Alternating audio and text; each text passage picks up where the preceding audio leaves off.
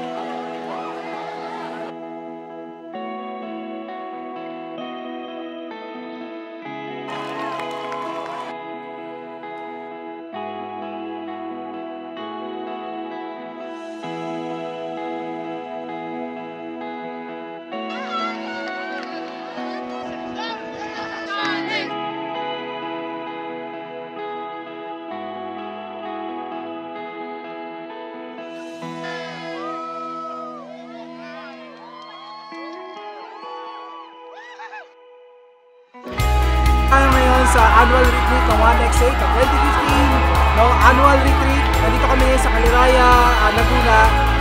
Right now, we're doing our games, no? Bawat isa dyan nakikita mo, no, may mga kanya-kanyang teams yan. Hindi lang ano yung aral regarding sa spiritual, no, para sa pag-guide sa atin for this year, para mag-improve yung ating business. But kung nakikita mo, ayan, we're having fun because we're having some games. We have 11 games to prepare, indoor and outdoor.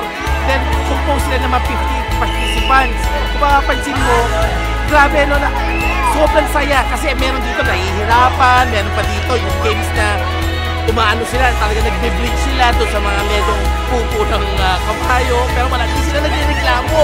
Tapos meron dito yung tinatawag namin earth ball. Ay grabe, ang tagal nilang hawak-hawak ng malaking bola. Pero talagang makikita mo yung unity sa camaraderie. Hindi mo practice talaga yung parang sa isa ng post line. Ay, grabe, miski hindi mo kakilala dito, talagang makikita mo nagkwentuhan, nagtatawanan. Ang saya-saya. Aside from that, meron dito yung tinatawag na, yung tinatawag natin, tubay tuhod. Ano ba yung tubay tuhod? Tubay tuhod. Parang nagkakemi sila ng mga langgana ng puno ng tubig. Tapos, ang ginagamit lang nila, paan nila.